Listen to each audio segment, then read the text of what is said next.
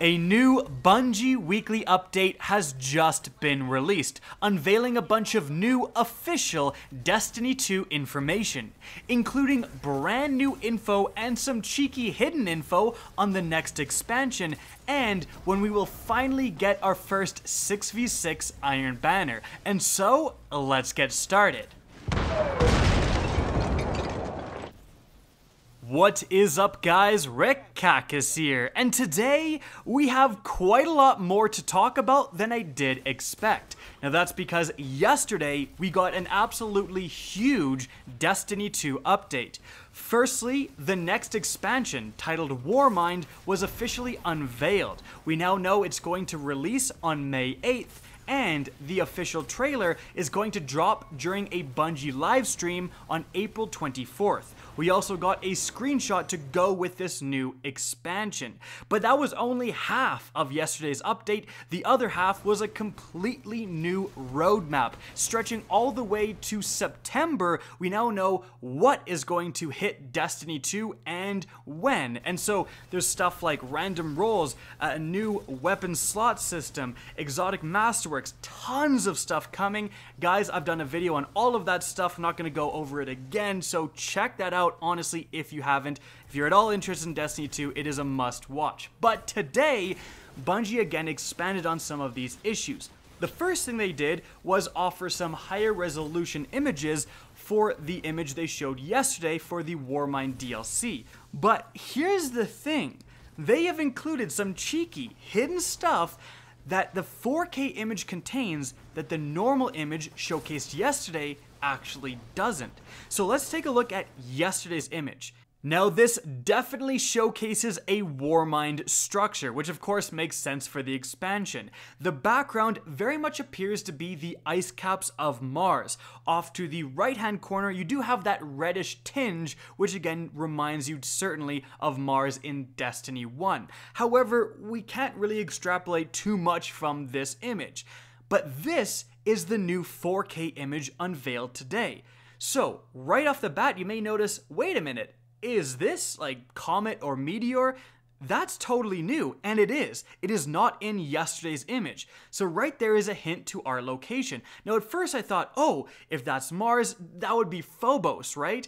Well, according to Destiny 1's version of Phobos, as you can see, it definitely doesn't appear to be. Phobos appears to be a lot closer. But during my research, I came up with this screenshot here. And the Guardians here are on Phobos, Mars is in the background, but what do you see right here? It's an almost identical sort of meteor that is present in the background, and this would indicate that Mars is going to be the location, the new location that we do go in the Warmind expansion. Now something else you can really see with the 4K image seems to be actually Phobos. If we zoom in right here, you can see very faintly a much more Phobos-like moon in the background. The shape is really reminiscent and its size would indicate that connection. Again, more evidence that this is Mars. And in fact, if we zoom really far in, off in the right hand corner, we actually appear to see another planet. And in fact, I do believe that this is Earth in the background. It does have a bluish tinge and you can very faintly actually see the moon, Earth's moon. So all of these things combined, I think it's pretty safe to say Mars confirmed. Phobos is interesting because remember, it was a playable space in Destiny 1. Perhaps you will have more missions there again in D2. But there is even more unveiled within the 4K image. So, the normal image, you definitely have some red technology type lines in the background. Could this be Siva? Well, that's one of the main things people are asking. Siva has always had a pretty strong connection with the Warminds, especially after the Rise of Iron. And we do have the original image of this expansion, and Anna Bray seems to be in the background. Now, Anna Bray is a famous gunslinger within the Destiny universe, and her family has direct connections to Siva. So that would indicate a Siva presence, but we have absolutely no idea. However, taking a look at the 4K image, zooming all the way back here and taking a look at the red diamond above the main diamond in the foreground, you can really see a bunch of red tubes going into this red diamond. This is a lot more Siva-like than you otherwise may have thought. In fact, when we take that 4K image and simply up the saturation, you can really see these red tubes and it looks a lot more ominous and, if you don't mind me saying, a lot more Siva-like. Now, moving on from there, we've got some brand new information about power level changes coming to PvE with the start of Season 3 and the arrival of the Warmind Expansion. So, power level has actually been one of the major complaints about Destiny 2 since its inception. Essentially, people saying that the hardest PvE content really doesn't feel that hard often, and that actually grinding your power level, it doesn't really matter too much. The difference between being max power level and a little bit off isn't that big of a difference. And one of the most depressing things about PvE in Destiny 2 is certainly that your fight for grinding and getting more power level is simply to make yourself less weak rather than more strong.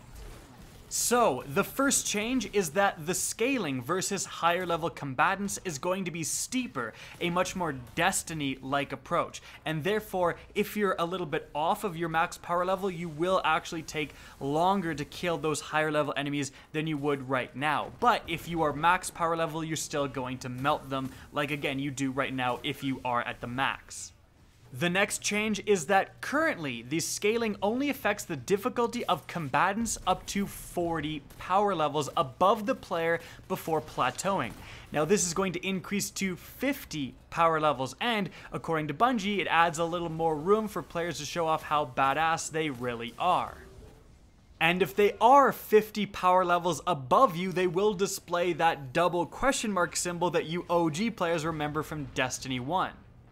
Also, we have a big change that's going to affect pretty much everyone for enemy shields. So currently, if you shoot enemy shields, they deal more damage no matter which element you're using.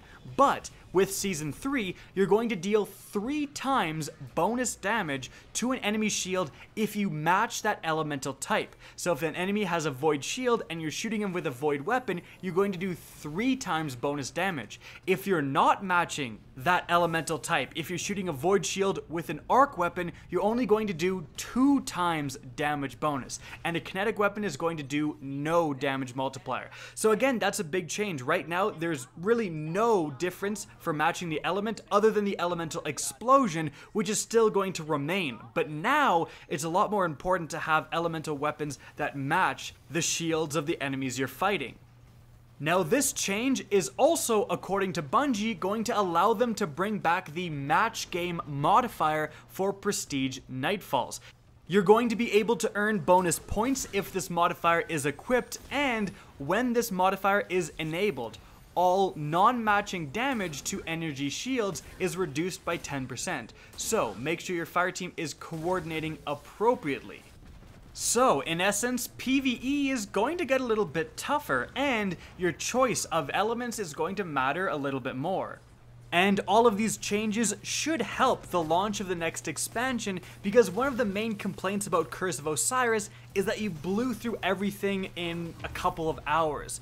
But likely we're going to get another power level increase, and this time you won't be able to blow through it so easily. It's going to be legitimately harder to level up and fight those higher level enemies. Now, moving on from there, let's talk about Iron Banner. One of the biggest changes of the Go Faster update was that Iron Banner is finally back to 6v6, but it was supposed to launch on April 10th, but a late game-breaking bug made them delay it. Well, according to Bungie, it's going to be back on April 17th, going live at 10 a.m. Pacific. So, get in there for some 6v6 action. I'm really interested to see how this feels, especially with maps that are arguably designed for 4v4, but Iron Banner is always mayhem, so let's see. And the last thing I'm going to talk about is a couple of fundraisers Bungie is taking a part of, like the Men in Kilts fundraiser. They do this every year, and if you donate to these great charities, there's actually going to be some prizes in it for you. For example, if you donate a certain amount, you actually get to play with Bungie developers. Now, I'm just going to link the weekly update down in the description. If you're at all interested in possibly participating, go and check that out. They have all the appropriate links and how much your donation will get you and so so on. Guys, that is it for the video. I hope you enjoyed and found this informative. If you did, please remember to help me out by simply rating and especially sharing this video. If you guys want to see more Destiny 2 content similar to this, don't be afraid to slap that subscribe button. Now, if you guys want to get in touch with me and keep up to date with the latest channel activity, the best way is to follow me on Twitter at RickCacus. That's linked in the description down below, as is my Twitch channel, which you can also follow. Again, I hope you enjoyed the video, and as always, have a good day.